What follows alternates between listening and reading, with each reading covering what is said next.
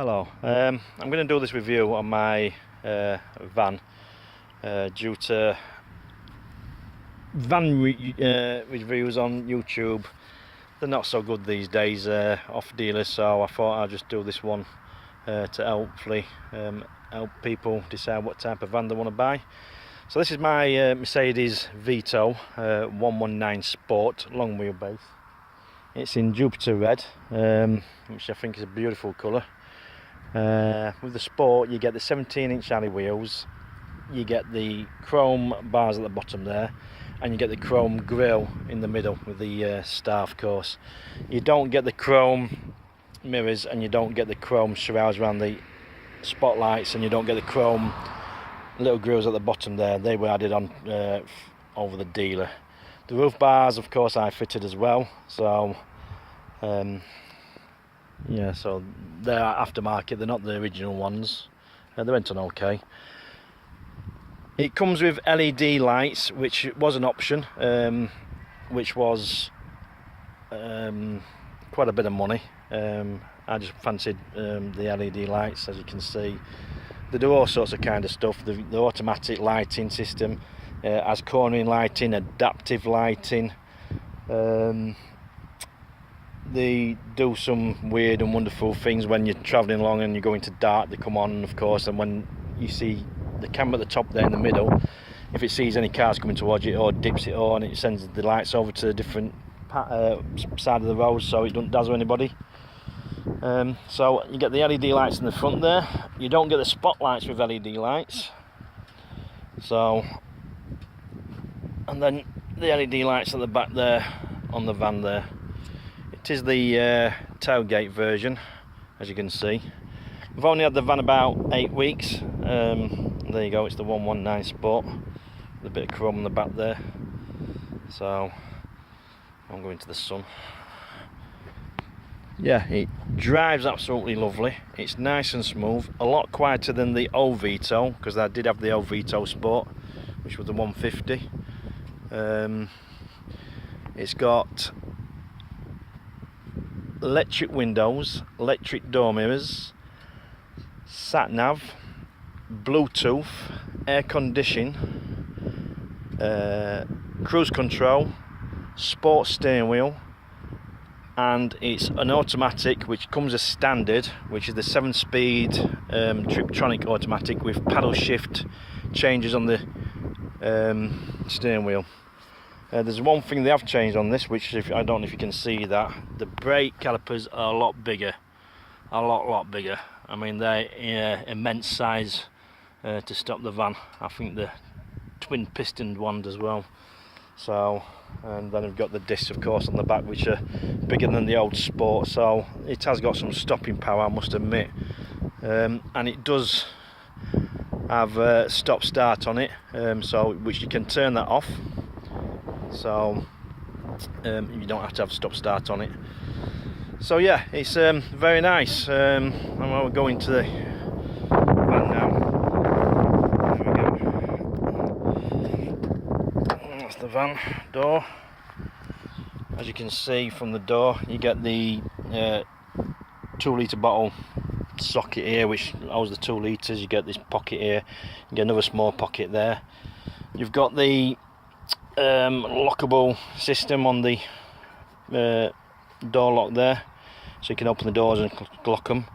Electric windows, electric mirrors, as you can see. I didn't have the folding option because, of course, that's more cost on the option. I did go for the chrome pack inside the van, which you can see. You get the chrome around the door sections there, and the chrome handles. You get the chrome bezels on the air vents, as you can see on the other side.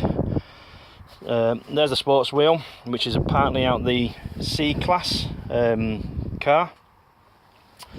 The comfy seats, as you can see there, which you get the armrest, which does have different settings. It does it on ratchet setting. Well, that's 3, 4 settings, which is quite good. It is height adjustable, plus this part moves up and down, so you can get a really comfy seating position. The handbrake, of course, on the Vitos and Mercedes is all this type, which you can see the foot pedal down there. So you press that, and then of course you release it on that. So that's release the brake, believe it or not. This is the gear shift, which is direct drive apparently. All you do is just push it straight down and it goes into D, push it straight up, it goes into R, press the P and it goes into P, park mode. As you can see, you've got all the multifunction options on the steering wheel, the telephone on this side, volume control, mute of the radio, and this does all your menu for the onboard computer cluster. So it has got comfort seat for the passenger seats, which I didn't realise they're really how comfy they are, because they're a lot better than the old Mercedes. Even the third seat is a lot better. With the automatic, it does away with the big bulky change gear, which used to be here, which is handy, because then the third person gets a really good seating position, which is really clever idea. The only unclever idea, which I find which is really poor, is this cigarette lighter, which it's really ridiculous for having it down there. If the person sits here is going to bust anything off, or if they're trying to plug something in, it's just going to break. So I think that's a poor design on the van. You have got the 3 pockets at the top, which they're okay, adequate, but I would have preferred lockable or lid option there, because of course white paper glares on the windscreen, which is not a clever idea. So as you can see here, you have got the paddle shift to change the gear, which is minus, and then on this side just here the plus, so you can change that when you go into manual mode and stuff like that. So step in the van.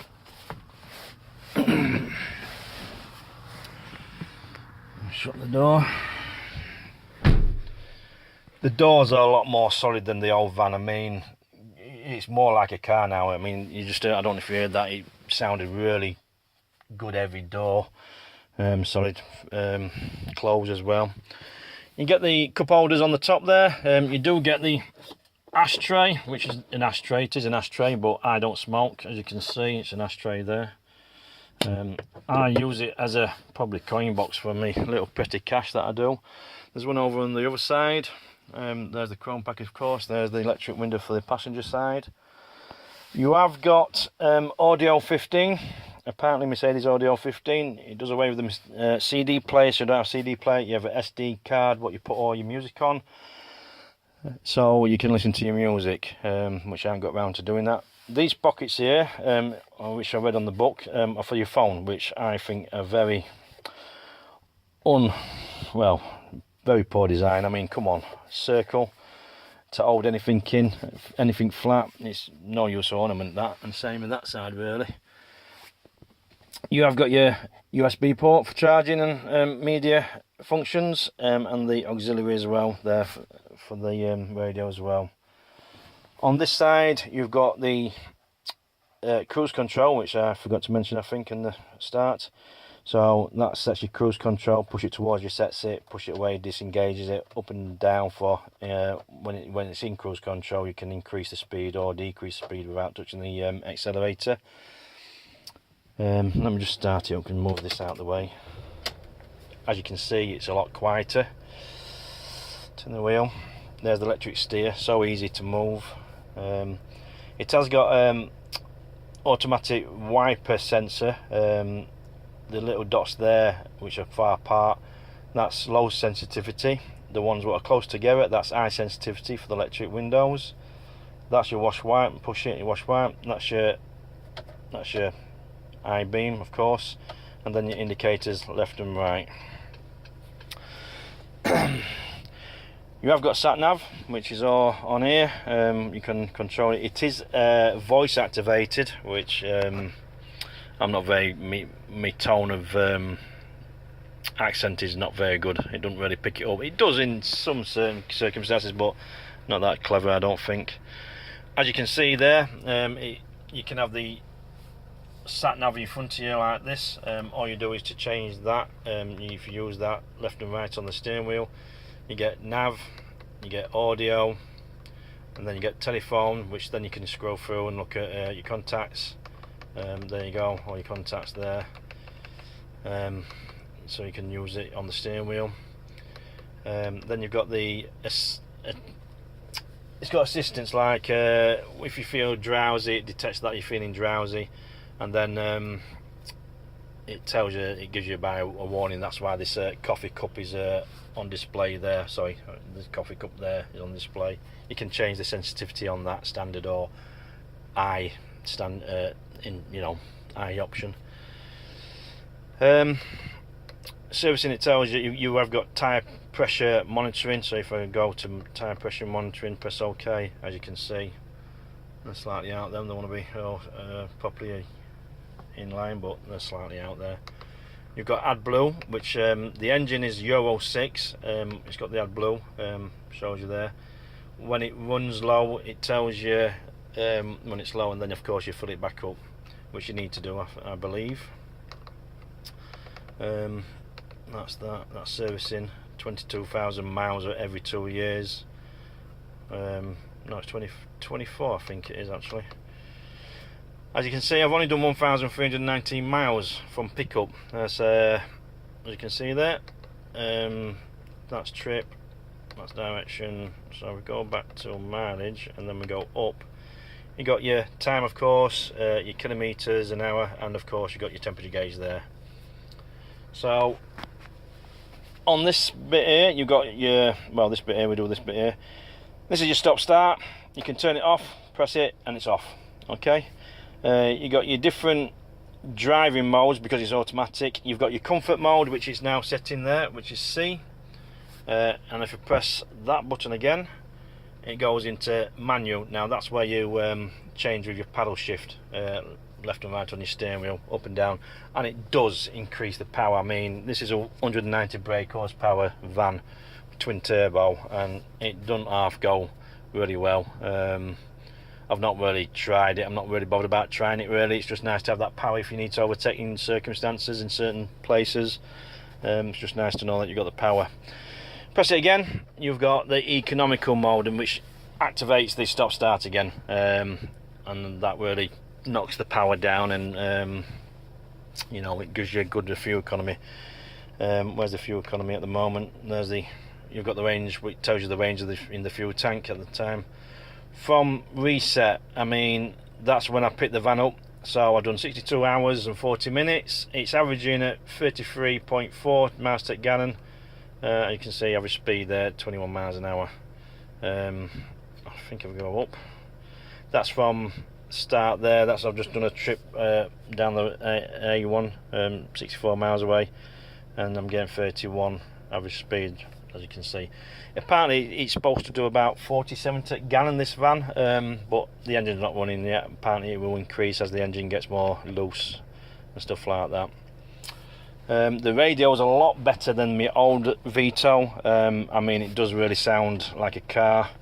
I mean, it's really got a good bass to it, whereas the old Vito, it sounded tinny and horrible. It wasn't very good at all. Let's put that into radio. There we go. So it has got a good sound system now. Put that on mute, of course. With the van being sat nav, you don't. It's built ready, as they say, but you don't get the module. You have to pay extra for the module, and that sits in the glove box, which is down here, and it's the packer module, which it goes in here. You can take this out and you can update it back there, and you can update it. You put it into your computer and update it, and that sits in there. That is, I think, about £450 extra, which is a bit disappointing, because when you pay money for the top van, which is, this is the top of the range van in there, Vito, new Vito, you would expect it to come already with the unit, but it doesn't. Hey ho, extra cost, of course. Heater controls, you can see, which of course got the nice chrome finish on it. Apparently the panel van doesn't come with a chrome pack on there, which I'm quite disappointed with, and I was a bit upset about it, because when you pay chrome pack, you expect it all the same as all the other vans, but apparently it doesn't come in the panel van. That's why it has got there the rear window heater option. What it is, when the guy phoned me and said your van's arrived, I came, I looked at it, these were black and everything else was chrome, and I remember seeing these chrome in some pictures, and even in the booklet what you can get off Mercedes. So of course I wanted this chrome. So what they did, they adapted my old one with some, anyway it ended up messing up the heating system. So what they did, it comes out of the combi van, that's why it's got the heated window in the back. On the combi van it comes with it, on the panel van it doesn't, which is really silly. So if you want that option, I'd stick it to them and say, right, if I'm paying for chrome pack, I want it all everywhere like it is in all the vans, same. You got the aircon there, which if we're going to put that on, so you got the aircon, of course, as we all know, demister for the window, your air vents body, and your feet. Of course that circulates the round. That does light up, but it's got no use ornament, but hey ho, I wanted the chrome finish on there just to set the van off a bit more nicer inside. Turn that off. Yeah, so that's about it really. Oh, it has got the driving lamps on the front of the van. I don't know if the camera's going to pick the driving lamps up, but it's virtually the same as all the cars. Before we do that, we shall show you the bulkhead just here. This part here has got the camera for the automatic headlights, so that's where the automatic headlights come into sync and everything else. Here, as I say, we've got the panel, you've got the light on there, which then you can turn off, and then you've got your reading lamp driver's side, which is off, and then you've got the driving reading lamp passenger side, and then you've got the back in the back there, which you can turn on and off, like so. Okay, we'll go to the van back. And if you might be able to see the LED lights, I don't know if you can, which there they are. I don't know if you can see that, but that's the LED lights on there. So maybe to see a bit better. There we go. So that's the LED lights, and that's the Vito 119 Sport twin turbo 190 brake. Thank you for watching. Okay, bye now.